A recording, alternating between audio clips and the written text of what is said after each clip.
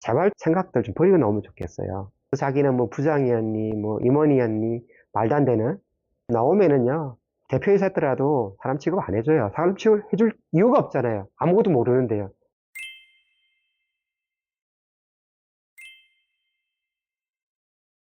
직장 생활을 25년 하고 퇴직 4년 차에 접어든 황재단입니다.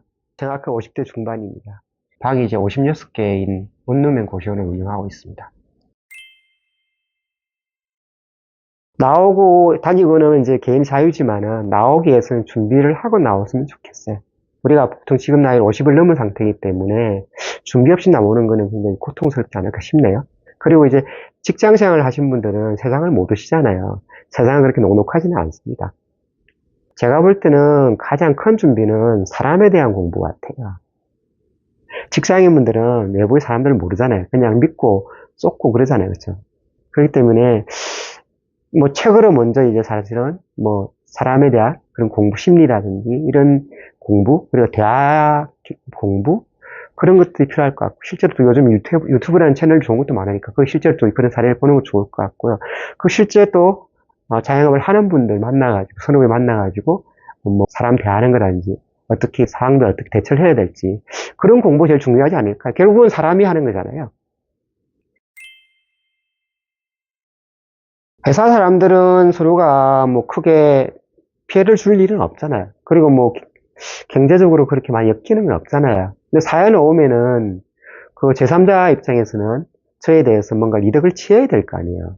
이득을 취하기 위해서는 다양한 방법을 쓰겠죠. 쉽게 하면은 뭐 좋게 대해가지고 이득을 취하는 방법이 있을 거고 아니면 허풍을 친다든지 뭐 사기를 친다든지 이렇게 해서 이득을 취하는 경우도 있을 거고 다양한 방법이 있을 수 있겠죠. 근데 그걸 우리는 구별을 하지를 못하겠죠. 그쵸? 그 부분이겠죠.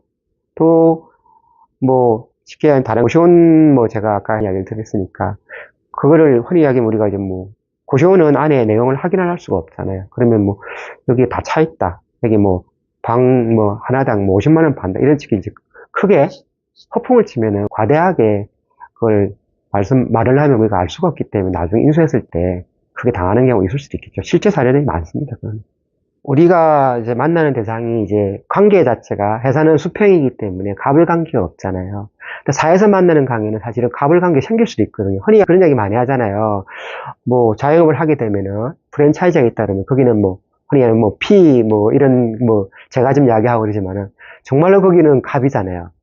우리는 모든 걸 사용해야 되는 을이고요. 근데 이제 실제 돈 버는 거는 사실은 이제 갑이 다 가져가야 되는 그런 구조가 있을 수 있겠죠. 그리고 사실은 이제 고시원을 하다 보면 고시원은 이제 임대차 계약을 많이 하게 돼요.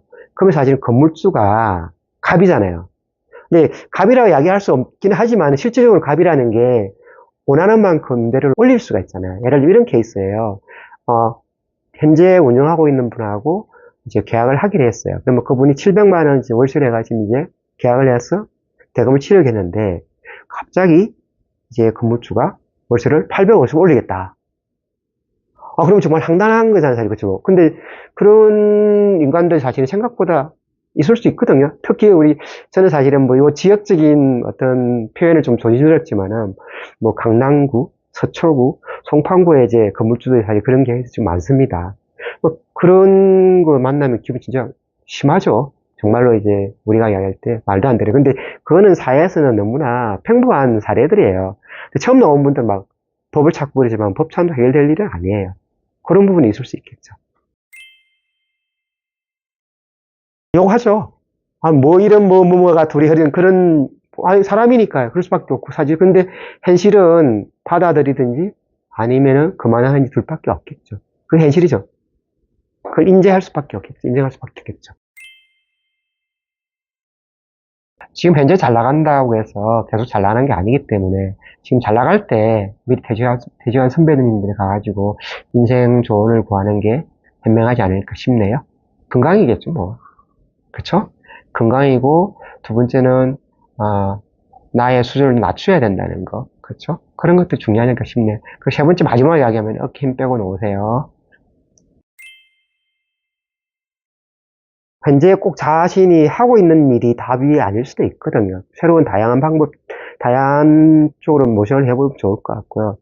뭐, 저는 자격증 따서 뭐 하는 거는 크게 좋아하지는 않아요. 실제로 뭐 너무 많은 분들이 경쟁률 높고 실 돈도 안 되고. 그리고 두 번째는 제발 좀 그 안에 있는 그 생각들 좀 버리고 나오면 좋겠어요. 그 안에서 자기는 뭐 부장이었니 뭐 임원이었니 말도 안 되는 그 대기업이니까 자기 회사가 보호를 해줬으니까 자기 부장이고 임원이 나오면은요 대표이사 했더라도 사람 취급 안 해줘요. 사람 취급 해줄 이유가 없잖아요. 아무것도 모르는데요. 대화도 안 되는데. 그런 걸 좀 버리고 오면 좋겠고요. 그래서 내가 왕년에 뭐 라떼 때문에 내가 뭐 1,000만 원, 1억을 버렸니 그런 이야기를 아무 의미 없습니다. 그런 거 하지 마시고 그냥 일에들 감사하고 사실 소울거리를 얻을 수 있다면은 그것도 새로운 직업이 될 수 있는 거예요. 우리가 처음부터 그런 걸 했던 건 아니었잖아요. 그렇죠?